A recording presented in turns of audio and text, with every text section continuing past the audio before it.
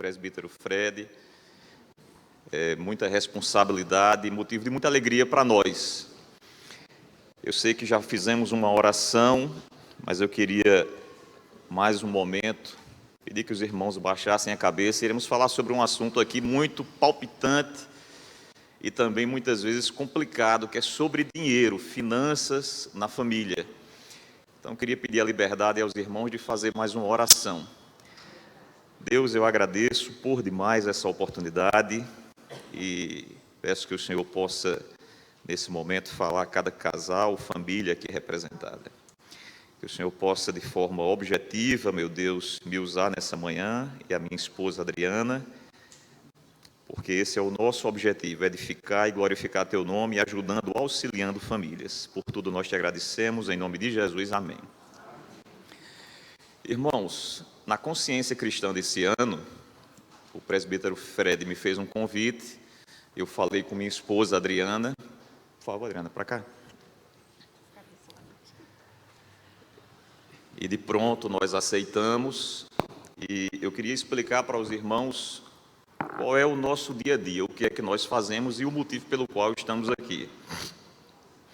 Nós somos corretores de investimento, nós trabalhamos com planejamento financeiro. E como eu disse aqui antes, há um ano atrás, nós fizemos a primeira apresentação, por dizer assim, a primeira palestra para casais na nossa igreja. Nós congregamos na Igreja Bíblica Semear, ali no Catolé, pastor Luiz Vieira e pastor Marconi, que manda um abraço para todos. Lá eu sirvo como diácono, e a Adriana, e junto com ela, nós somos professores de adolescentes ali até 16 anos.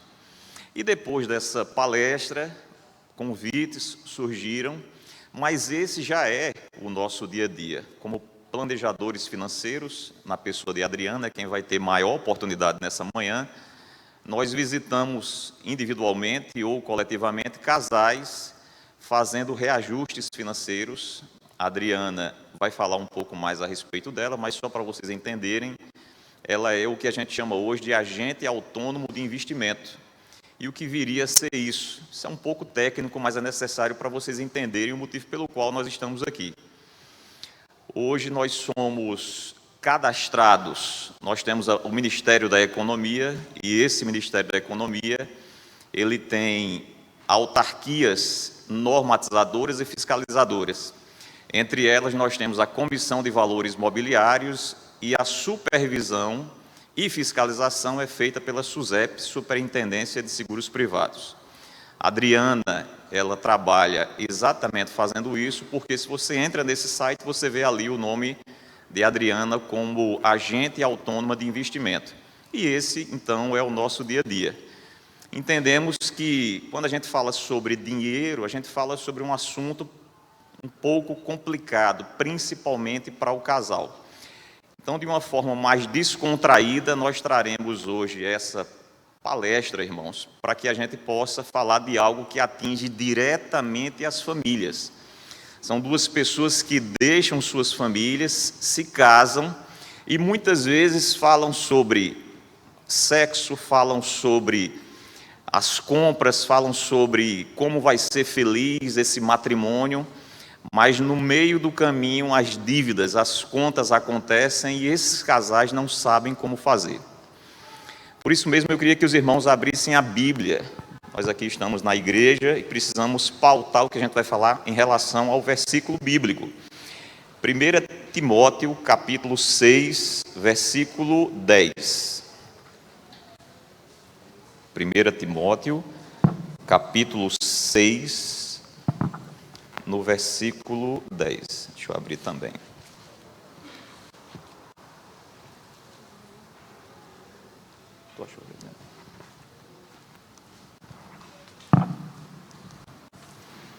E diz assim a palavra do Senhor: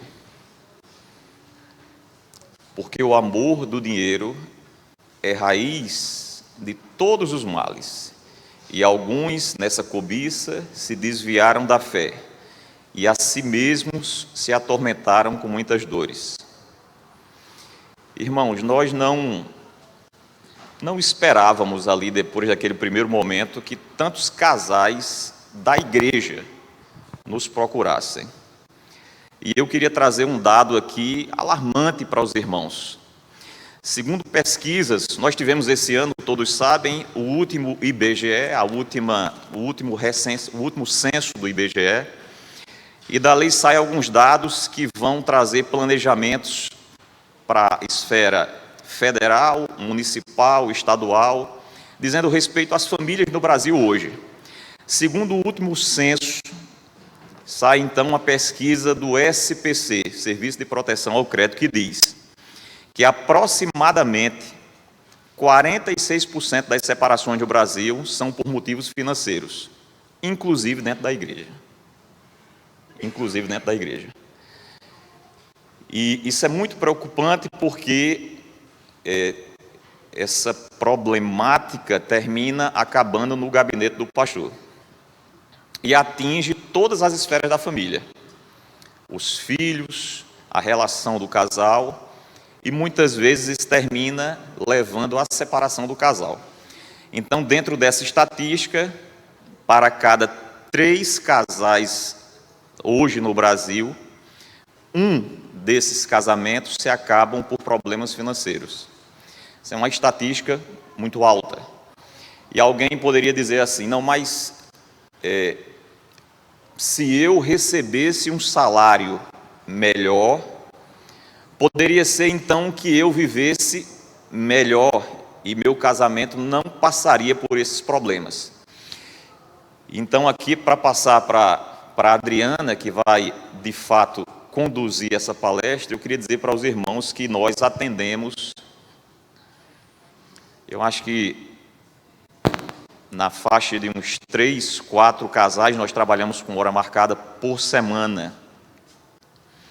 Nessa divisão aqui na nossa corretora, eu fico com a parte de seguros, proteção e planejamento financeiro, planejamento sucessório, o sucessor que vai assumir a empresa ou os negócios da família. E a Adriana, de fato, faz a tão famigerada planilha de entradas e saídas, que é o fluxo de caixa. Irmãos, prestem bem atenção, nós atendemos casais que ele recebe em torno de 60 mil reais e ela em torno de 40 mil reais e no final de um mês não fica nada. Não fica nada. Situações como minhas contas e suas contas. E é sobre isso, irmãos, que nós iremos falar. Eu peço aos irmãos que fiquem bem atentos. Amém. Graça e paz, igreja. Mais uma vez agradecendo o convite dos pastores, presbítero Fred. Eu sou meio envergonhada, aí eu fico com a voz trêmula, tá? Não estranhe não, mas depois eu vou acostumar, eu não sou muito do microfone. Mas, assim, já me apresentou, mas eu trabalho no ramo financeiro há 22 anos já. Trabalhei em bancos por 18 anos, sempre nessa parte de gerente de investimento.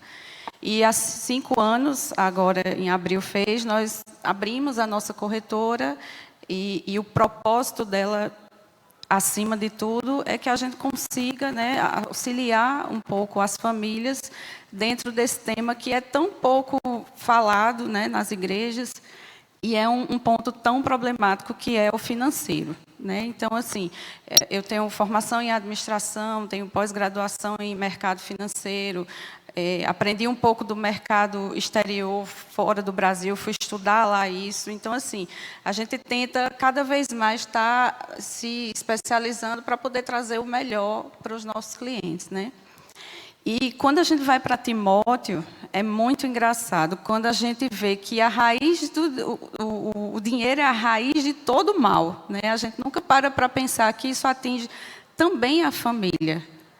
E a gente vai poder identificar aqui, através de alguns pontos, e eu queria que vocês, eu vou, junto com o Hertz aqui, a gente vai passar alguns tipos de casais, e eu queria que vocês fossem se identificando aí, certo? É uma dinâmica, não vão precisar sair do lugar, nada, mas é para vocês começarem a se espelhar nisso que a gente vai falar. E não é algo que é só para o casal casado, mas é para o casal de namorados que está pretendendo se casar, são para os noivos que estão se planejando para o futuro, e tudo começa de uma base, A gente vai ver isso através da palavra, que tudo começa de uma base. Então, eu queria... Quer falar? Esqueci de falar para os irmãos, nós temos 3 filhos, somos casados há 28 anos, e aqui para descontrair, eu trabalho junto com a Adriana, então a gente está junto em casa, vamos juntos para o escritório, saímos do escritório 6, 7 horas da noite e voltamos juntos para casa. Então, irmãos, ou o casamento, o meu e o dela, dá certo ou a empresa acaba, porque a gente está junto 24 horas. Então, a gente tem um acordo ali, né? Quando a gente briga, a gente rapidamente tem que resolver o problema, porque senão isso vai dar problema dentro da empresa. Os funcionários não têm nada a ver com isso. Isso só para descontrair aqui, irmãos. E nossos filhos, 2 estão casando agora, é fruto da nossa assessoria, inclusive. Compraram um apartamento, estão planejando o casamento, festa, tudo isso vem antes, ali com essa situação da planilha que eu falei aqui, tudo bem planejado, tudo organizado. E nossa filha de 14 anos, ela pretende, pai, eu quero fazer medicina, também parte aqui de um planejamento. Então vocês têm dinheiro sobrando? Não, esse é o grande segredo. Alguns clientes até perguntam, na nossa consultoria, às vezes a gente sai da casa de um cliente, a gente trabalha toda a Paraíba, principalmente o sertão, temos clientes em Fortaleza, clientes em João Pessoa.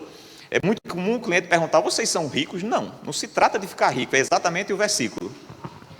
Na verdade, não é quanto você ganha, mas é como você gasta, né? Então, vamos lá. Vamos entrar aqui nos perfis. Vamos entrar aqui nos perfis dos casais, certo? Vamos para o primeiro. Casais a todo vapor. Quero que vocês se espelhem em um desses 3, certo? Casais a todo vapor. Esses são aqueles que ambos são organizados, fazem planejamentos e conseguem grandes conquistas. Os 2 são assim, certo? Alguém se identifica aí com casais a todo vapor? Quem é que se identifica com esse? Todo mundo rindo, né? Vamos lá.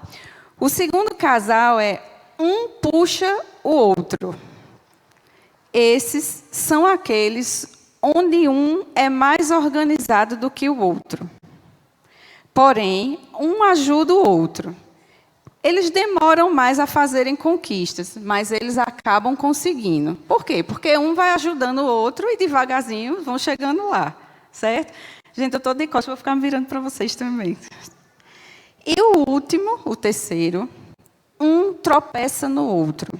Esses são aqueles que possuem objetivos individuais, não se importando com os objetivos comuns da família. E aí? É um perigo esse, né? Não se importando com os objetivos comuns da família. É errado você ter um objetivo pessoal? Não, não é errado. É errado quando esse objetivo pessoal destrói toda a sua família, de forma que você não deixa que ninguém participe, você é que tem que conseguir, você a todo custo vai passar por cima de quem for, do filho, da esposa, e aí esse é um perigo.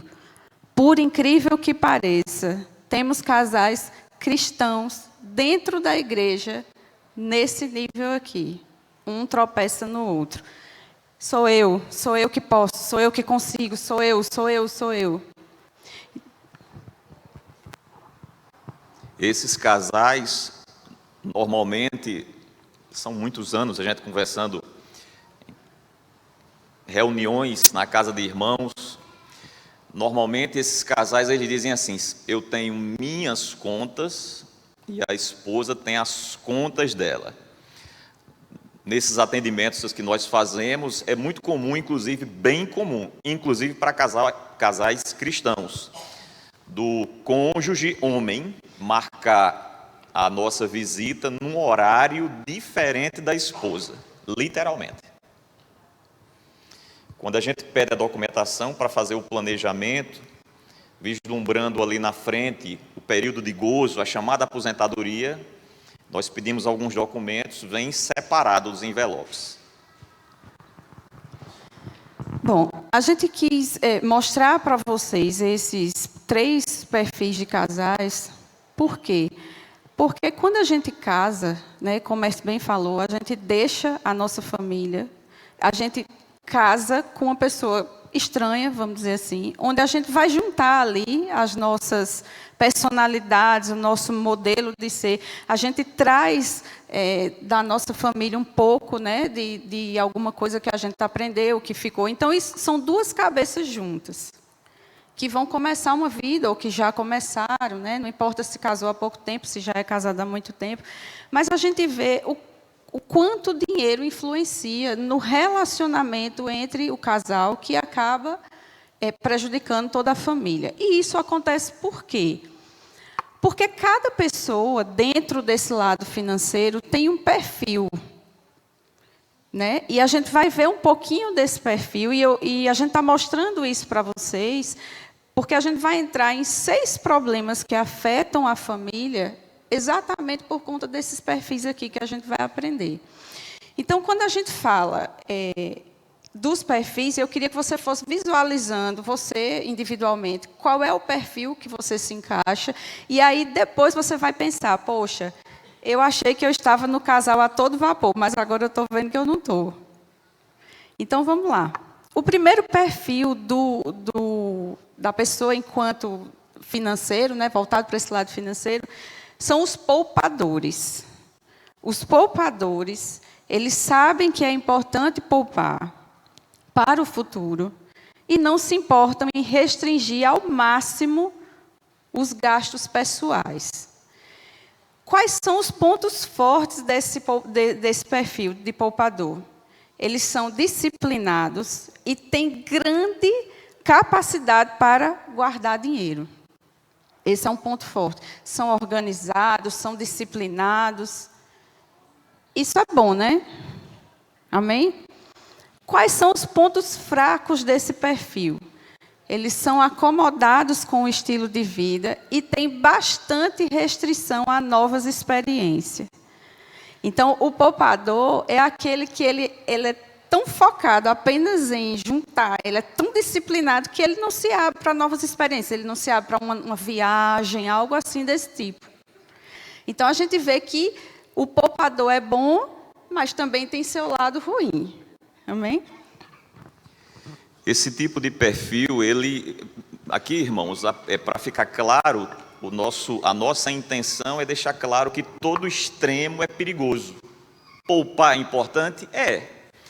A gente vem acompanhando esses clientes e temos alguns poupadores, e eles já se dão esse luxo. Por exemplo, nós temos clientes que todos os anos, para satisfazer um pedido da esposa e da família, viaja para os Estados Unidos. Esse cliente vai para Orlando, mas ele é poupador. Então, o acordo, a gente vai para Orlando, mas eu não compro nada. Então, esse poupador, ele vai para Orlando com a família, mas ele literalmente não compra um chapéu do Mickey. E ele diz, eu não compro nada, eu vou viajar, mas eu não compro nada lá, nada. Vocês vão conhecer, a gente vai passear, mas eu não compro nada. É muito engraçado, viu? Então, ele estimula já os seus filhos a fazerem ali uma poupança, e ele diz, o que você quiser comprar é responsabilidade sua. Eu mesmo sou poupador, eu não vou comprar nada. Então, todo cuidado com os extremos, porque aqui o nosso objetivo, enquanto planejadores financeiros, é exatamente trazer equilíbrio para que haja consenso na família. Vamos lá. O segundo perfil são os gastadores. Eles gastam toda a renda, vivem o hoje e agora, não se importam com o amanhã, gostam de ostentar, gostam de roupas caras, de tudo que é supérfluo da moda, não se importam em viver com financiamentos e dívidas até o pescoço. Pontos fortes. Tem, viu, gente? Tem um ponto forte nele. Eles possuem muitos hobbies, eles não têm rotina. Não tem rotina o gastador. Ele está aqui, aí você chama ele para ir, sei lá, viajar, para ir para um restaurante, ele vai, ele não quer nem saber se ele tem dinheiro, se não tem, ele vai. Então, ele não tem rotina. Esses são os gastadores. Gasta tudo que tem, tudo. Os pontos fracos. Tem aversão ao controle, ao orçamento e às metas. Então, enquanto a gente vê que o disciplinado, ele tem lá as metas, né? É disciplinado, tudo certinho. Os gastadores, não. Os gastadores querem gastar mesmo. Vivem de toda a renda e gastam tudo. Vamos lá. O terceiro são os descontrolados.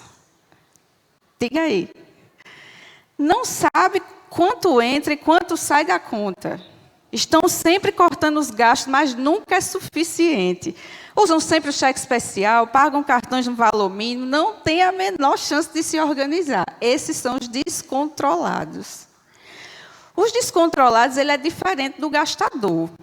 O gastador, ele sabe quanto entra, mas ele não está preocupado com amanhã, ele quer gastar tudo que tem.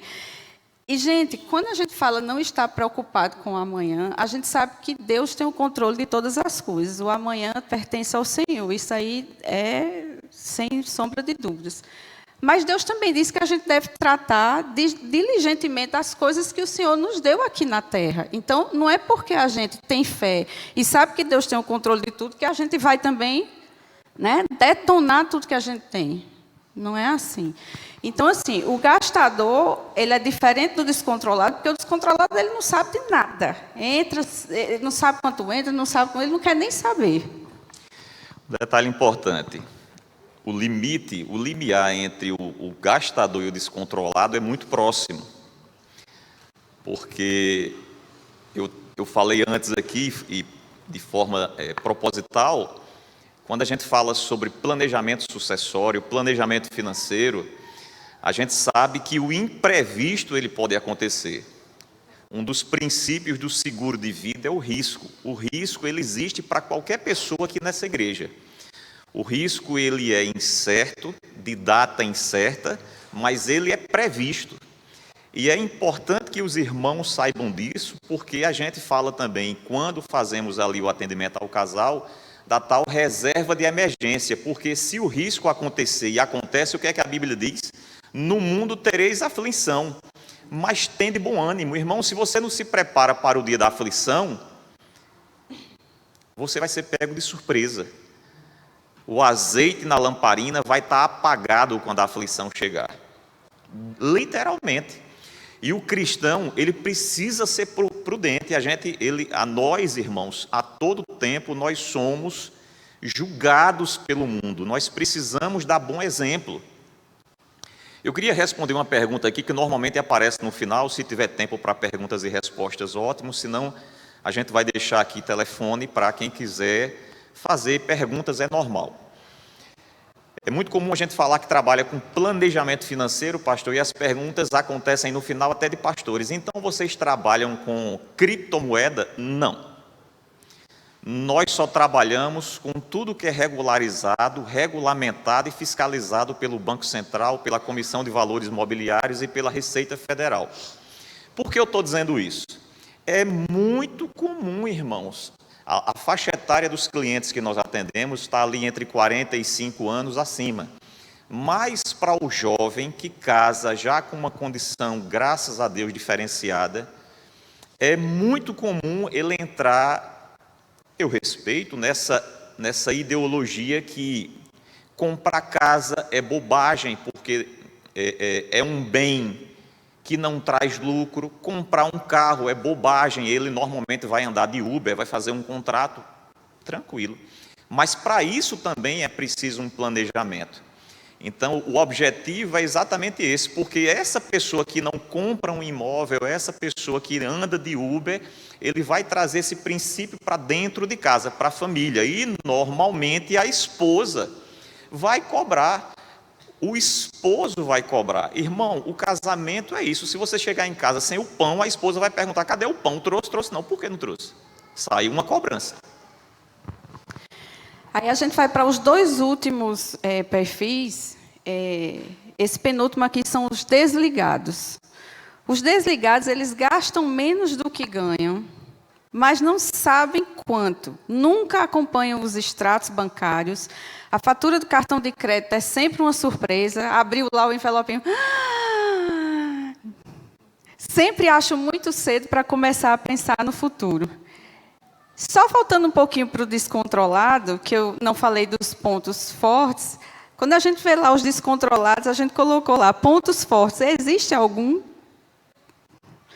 E nos pontos fracos dos descontrolados, a gente vê indisciplina, pagam juros muito altos em tudo, vivem com o nome negativado, possui propensão sempre ao conflito, porque ele está sempre muito estressado, né? Sempre muito preocupado. Então, esses são os pontos fortes e fracos dos descontrolados, que eu tinha pulado.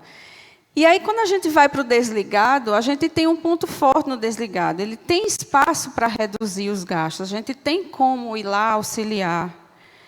E como ponto fraco, ele tem muita resistência a planos que exigem disciplina. Por quê? Porque ele é desligado, ele não está preocupado em acompanhar. Ele quer viver, deixar a vida me levar, né? E, por último, a gente vê aqui os financistas. Os financistas, eles são rigorosos com o controle de gastos, elaboram planilhas, andam com calculadoras. Eu coloquei aqui, esse perfil ele pode até esquecer o celular em casa, mas nunca vai estar sem sua calculadora e sua planilhazinha lá, seu caderninho, para anotar até o chiclete que ele comprou lá no fiteiro. Fazem pesquisa de preço de tudo. E quando vão comprar alguma coisa para dentro de casa, diz sempre à sua esposa, faça pelo menos 5 pesquisas. Esse aqui é assim, faça 5 pesquisas. Eu não tenho paciência de ficar andando, olhando um atrás do outro. Faça pelo menos 5 pesquisas. Que ódio tem que fazer. Então, os pontos fortes dos financistas. Capacidade de melhor empregar o dinheiro, fazem planos e conseguem executar, e selecionam melhor seus investimentos. Os pontos fracos dos financistas, em geral, eles são boicotados pela família, pois exigem muita renúncia de todos, e muitas vezes tornam-se o chato da casa. De fato, o financista ele é tão cri-cri com o dinheiro, que ele se torna o chato da casa, e isso acaba tendo muito conflito, porque o filho quer um negócio, a esposa quer outro, e ele, se não tiver ali dentro da planilha dele, ele não faz. O meu irmão é assim, é quase que insuportável sair com ele, porque ele fica lá, meu Deus do céu, mas ele é desse jeito aqui, ele tem planilha de tudo, ele tem 2.430 planilhas. Então, assim, aqui, gente, a gente quis fazer esse breve resumozinho dos perfis, apenas para vocês se identificarem enquanto pessoa, né, nesse lado do dinheiro, e para vocês verem como é complicado juntar essas cabeças. Imagina, a esposa é gastadora, o marido é financista. O que é que faz numa situação dessa? Não faz, né?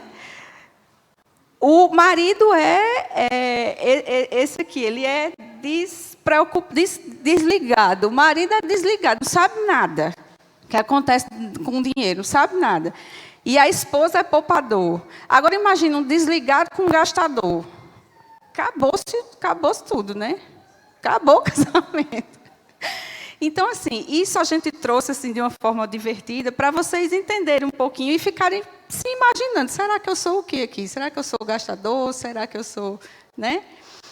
E aí, agora eu queria que a gente abrisse a palavra em Gênesis capítulo 2, versículo 24. Para a gente entrar, de fato, nos problemas que a gente encontra com a família.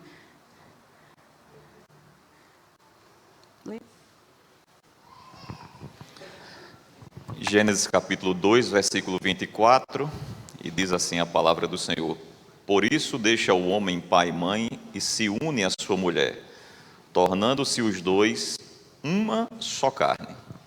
Amém?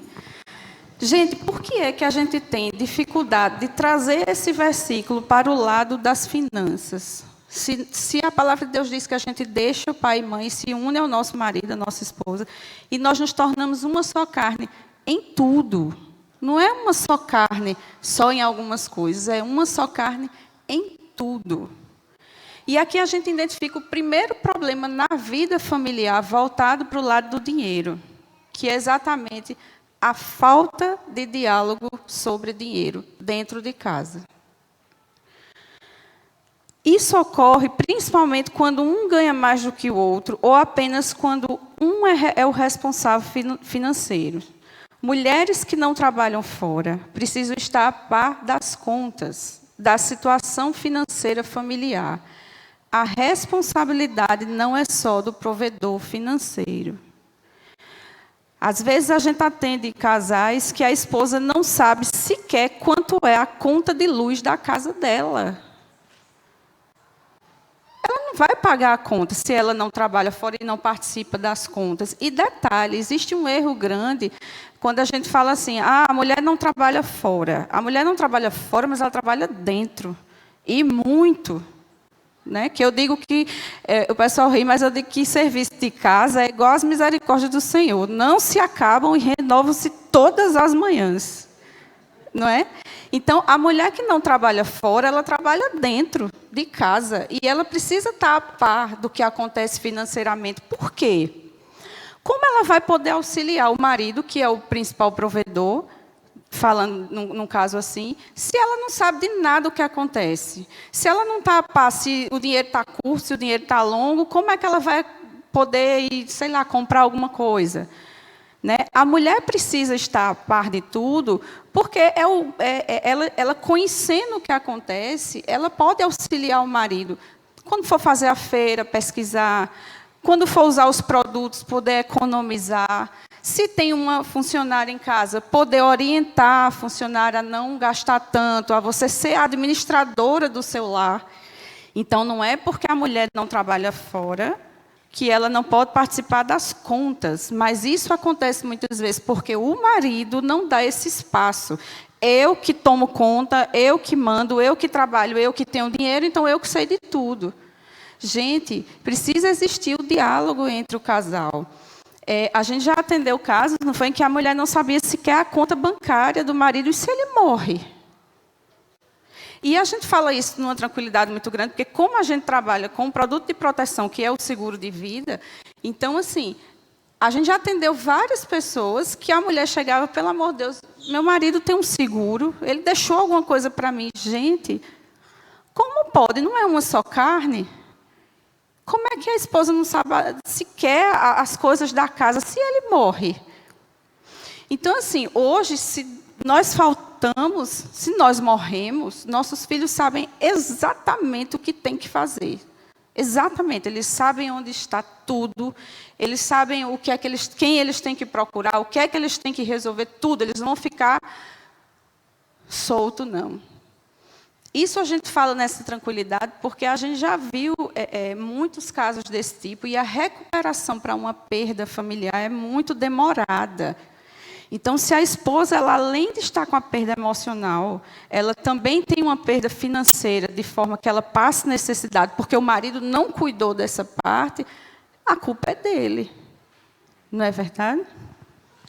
Quando nós viajamos, se aproximando de um congresso que a gente vai agora no Panamá, a gente chama nossos filhos e a gente deixa com eles a pasta do pânico. A pasta tem a relação das contas, as senhas, as apólices de seguro, o auxílio funeral. Irmãos, isso é uma realidade. O avião caiu, morreu os dois, e aí? Então, é aquela história que eu falei antes do risco. Ele existe, ele é imprevisível, mas é possível.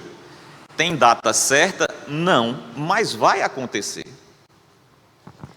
O segundo problema que a gente identifica é exatamente minhas contas, suas contas. Então, no primeiro a gente viu a falta de diálogo, e a gente vê principalmente para quando apenas um dos cônjuges trabalha, que também acontece ao contrário, viu? Às vezes é a mulher só que trabalha, o marido não trabalha, e a mulher quer mandar em tudo. Quando a gente vai para o segundo problema, a gente fala dos casais que os dois trabalham. E aí eles dividem, são minhas contas, suas contas. Então, eu tenho esse dinheiro, eu faço dele o que eu quiser, eu faço isso e você faz isso. Mas e o bem comum da família? Não somos uma só carne? Não é verdade? Então, por que o nosso dinheiro não é da família? É minhas contas, suas contas. Então, o dinheiro é meu, eu faço dele o que eu quiser. Isso é uma situação muito comum nos casais pós-modernos, dentro da igreja também. Não é, isso a gente não está falando de coisas que acontecem lá fora, não. Acontece dentro da igreja. Casal que institucionaliza a desigualdade social e a competitividade dentro da igreja. pode passar uma imagem errada para os filhos de total individualidade familiar. Se a gente cria nossos filhos nesse contexto, minhas contas, suas contas, como esses filhos formarão a família deles futuramente? Não é verdade? E quando a gente fala minhas contas, suas contas, a gente tende a viver um perigo de humilhação mesmo dentro de casa, entendeu? Ah, eu ganho mais do que você, então eu posso fazer isso, isso e isso. Você ganha menos do que eu, então você não pode fazer isso. Então, gente, a gente vê aí um conflito dentro de casa, uma situação de humilhação, uma situação de uma competitividade entre o casal. Ah, eu posso mais porque eu ganho mais. Então, esse é o segundo problema que a gente vê. Então, a gente vê falta de diálogo, minhas contas, suas contas. O terceiro problema que a gente vê, falta de planos. Sem estabelecer metas, é impossível se realizar sonhos pessoais e comuns. As metas devem ser esperadas, compartilhadas. Um sonho pensado junto e que faça sentido para os dois. Afinal, o casal deve ser uma só carne. Isso deve começar no início da vida a dois e seguir durante todo o casamento. Então, o terceiro problema que a gente vê é exatamente essa falta de planos. As pessoas hoje elas estão tão individualistas que dentro da sua própria casa você não senta com a sua família e diz, vamos planejar isso daqui, vamos planejar uma viagem, vamos planejar alguma coisa assim. Não, eu quero fazer isso, eu vou fazer isso e acabou. Não existe um planejamento. No início a gente falou, não diz respeito a quanto você ganha, mas como você gasta. Então, se você se planeja, se você é organizado, você consegue realizar sonhos, dos pequenos aos mais altos, de acordo com o que Deus lhe deu, de acordo com aquilo que Deus lhe proporcionou hoje. Entendeu? E o Senhor vai acrescentando dia a dia, mês a mês, ano a ano. Então, quando a gente não faz planos, e eu volto para aquilo que eu falei, o futuro pertence ao Senhor, sim. Mas a gente, enquanto estiver aqui nesse mundo, nós temos que usar os recursos que o Senhor nos deu, nosso trabalho, nossa inteligência, nossa capacidade de se relacionar em família, de planejar com os nossos. Sim, isso não é errado. Entendeu? Então, a gente vê aí, falta de diálogo, minhas contas, suas contas, falta de planos. Nossos filhos vão casar agora, um casa o mês que vem, em agosto, o outro casa em fevereiro do ano que vem. Eles vêm se planejando já há muito tempo. Nós fizemos uma parte, e quando eles se formaram, começaram a ter independência financeira, eles continuaram o que a gente começou para eles, entendeu? E a gente fez exatamente isso, multipliquem, daqui para frente multipliquem. Então, hoje eles vão casar numa situação completamente diferente da nossa. Se a gente hoje tivesse o entendimento que a gente tem hoje, há 28 anos atrás, teria sido outra história. Mas eles hoje não, então eles estão continuando aquilo que a gente vai lá. Quando nós casamos, ali em 1994, eu me lembro muito bem do primeiro, segundo e terceiro mês. Hoje nós orientamos o nosso filho mais velho. Júnior, faça uma planilha, converse com Bia, veja quais são as despesas dela hoje e quais são suas despesas e jogue uma planilha. Isso vai lhe dar uma ideia de como é que vai ser o final do mês. Lógico, outras situações serão acrescentadas, mas você não chega no final do mês como eu cheguei. Quando chegou o final do primeiro mês, era outra cidade, a gente estava morando em Recife, que as contas chegou, e eu trabalhava numa empresa muito boa, eu trabalhava no laboratório Axê na época, que chegou o segundo mês, que ficou conta do mês anterior, porque a gente não se planejou, e pelo fato exatamente de trabalhar numa empresa muito boa, as contas ultrapassaram o planejado. E chegou o terceiro mês, havia um resíduo do primeiro mês e do segundo mês. Rapaz, eu tive uma paralisia facial, assim, ó. Travou. Foi ali que começou a profissão de Adriana. A Adriana sentou comigo, aí disse, calma, num pedaço de papel, vamos organizar aqui. Começou a ler comigo, mas nunca ela parou. Foi. E aí a gente, puxando esse problema de falta de planos, e eu citei o exemplo dos nossos filhos, e aí eu trago um outro problema, que é exatamente casais que começam o seu compromisso ainda na casa dos pais. O que é que eu quero dizer com isso? Os filhos, quando eles vão casar, nós pais, nós estamos ali, nós somos a retaguarda. Nós não somos o principal, nós somos a retaguarda. Eles sabem que tem a gente ali para contar. Mas hoje o que a gente vê é que os filhos, alguns, eles... eu quero casar. E começa a namorar com a menina, daqui a um ano ele já quer casar, mas ele quer casar baseado nos pais. No que os pais vão dar, no que os pais dele vão dar. Eles não querem se planejar. Então, eles já começam a vida dependendo financeiramente ainda dos pais. Como pode isso, gente? Entendeu? Vai chegar um tempo que é assim, um olhando para o outro dizendo, meu pai dá mais do que o seu aqui dentro de casa. Meu pai ajuda mais do que o seu. E isso vem da base, isso vem de um planejamento. Então, é um problema que a gente vê. Os jovens, né, e o crente jovem, ele namora para casar. Né? Aí, com base nisso, aí acha que começou a namorar, daqui a um ano já tem que casar, mas não tem um alfinete para casar. Mas tem os pais lá. Né? O pastor Luiz, lá na nossa igreja, ele diz assim, o jovem, às vezes ele quer ter do alfinete ao foguete para casar. Aí eu sempre digo a ele, pastor, tudo bem, ele não precisa ter do alfinete ao foguete, mas ele precisa ter pelo menos o básico e ele ser responsável pela casa dele. Ainda que ele só tenha o colchão para dormir e a geladeira para botar comida, mas ele tem que ser responsável pela casa dele. E não casar na loucura de ficar dependendo dos pais. Então, veja como tudo começa da base, do planejamento. Outro problema, decisões ou escolhas ruins que a gente faz. Isso faz com que a casa inteira sofra. E aí a gente vai deixar um exemplo aqui para vocês, nosso. Hoje a gente é assim, mas há 8 anos atrás nós vivemos um problema financeiro grande. Nós inventamos de fazer a reforma da nossa casa e a gente não se planejou. A gente achava que dava. Não, o que tem dá. O que tem dá. Fabiano está ali, a construtora, ele sabe que não é sempre 3 vezes mais.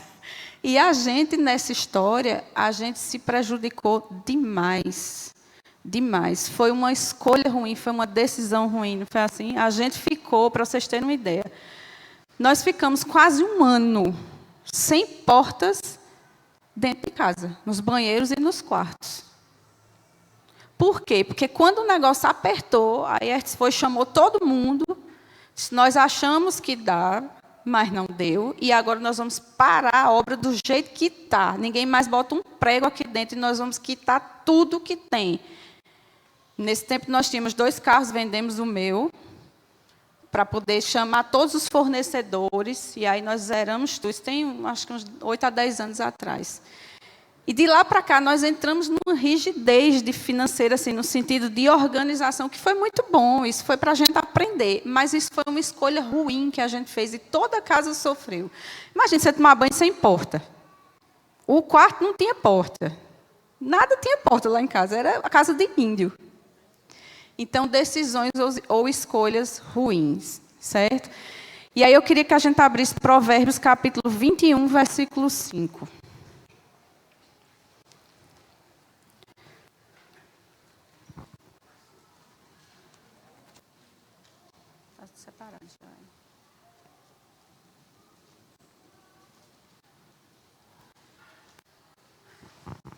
Provérbios, capítulo 21, versículo 5, e diz assim a palavra do Senhor: os planos do diligente tendem à abundância, mas a pressa excessiva à pobreza. E Lucas, capítulo 14, versículo 28.